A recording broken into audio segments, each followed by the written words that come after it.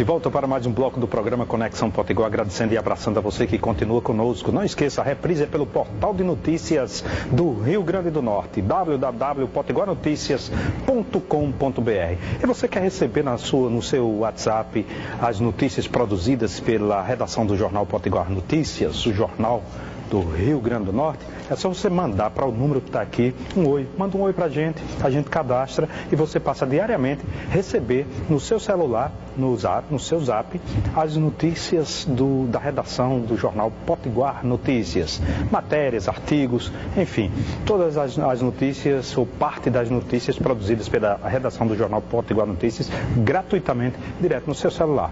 Neste bloco nós vamos falar de literatura. Temos o prazer de receber o escritor José Tavares Pinheiro, que está lançando pelo Sebo Vermelho, um abraço para meu amigo Abimael Silva, A Maldição do Frade, a saga de uma cidade.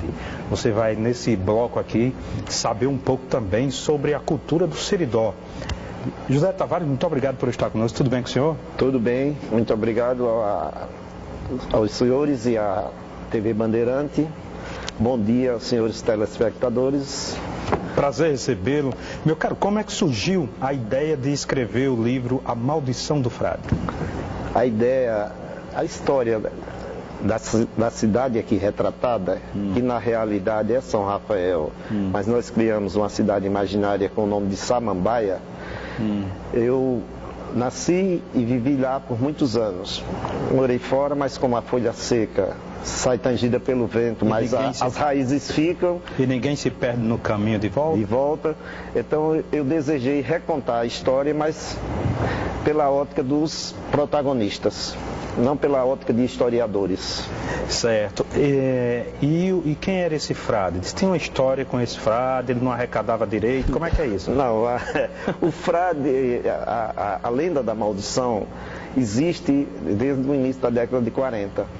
Eu cresci ouvindo isso. Qualquer revés sofrido pela cidade, a população costumava atribuir a esse revés, a essa história, essa lenda da maldição. Muito embora que ao longo da história a gente vai chegar a um ponto onde coloca para o eleitor decidir se o que existiu foi realmente uma maldição ou se foi uma profecia.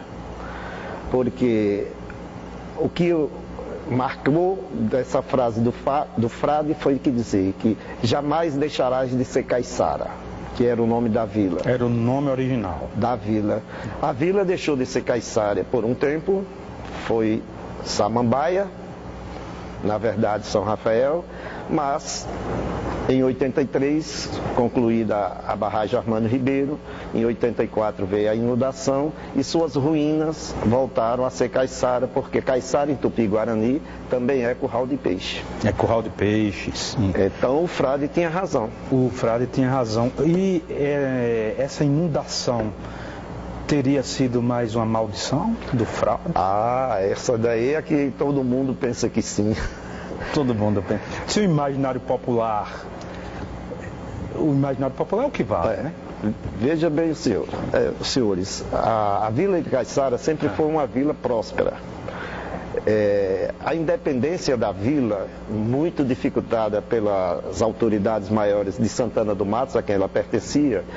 Por quê? Porque a vila estava mais rica do que a sede do município. A feira já era bem maior. Existia uma mina de xelita no início da década de 40, explorada pela empresa inglesa, a Vachang. Depois chegaram os americanos para extrair areia monazítica, um minério de interesse bélico. Depois chegou a estrada de ferro, o batalhão e, por fim, as minas de mármore. Então tinha um grande potencial. Grande potencial. Tem o semeador de escolas, eu vi aqui, eu tenho um livro, já li um livro com esse nome, queria que o senhor falasse, quem é o semeador de escolas? O semeador de escola foi Dr. Moacir de Lucena. Sim.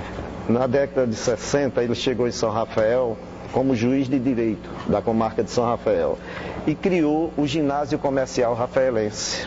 Eu não poderia deixar de mencioná-lo porque, além de ter sido o primeiro ginásio da cidade, foi lá onde eu concluí meu curso ginasial. e um fato que eu não recordo nem antes nem depois tenha acontecido, ele morou com toda a família lá. E 2 filhos deles também cursaram os primeiros anos iniciais de ginásio nessa escola. Uma outra coisa aqui que me chamou a atenção, que nas cidades do Nordeste eu acho muito uma festa maravilhosa, que é a festa do padroeiro, né? Queria que o senhor falasse um pouco sobre isso. Olha, nós procuramos fazer o livro contando essa história, mas com uma história adaptada a qualquer cidade interiorana. Sim. Então nós colocamos um dia de feira, uma festa da padroeira, uma noite de Natal, e a festa da padroeira aí retratada era aquela festa de uma cidade que na época existia uma pujança, porque era a época da construção da estrada de ferro e o batalhão foi a grande alavanca, o grande divisor da história de São Rafael, estava ainda instalado nessa festa aí retratada. Então, foi a primeira festa que chegou à cidade conjuntos com guitarra elétrica, né? Primeira vez que a gente ouviu as músicas dos Beatles na cidade. E isso era uma emoção, né? Perfeitamente. Uma emoção grande, uma coisa do outro mundo. Pelo menos era uma coisa que naquela época causava sucesso, né?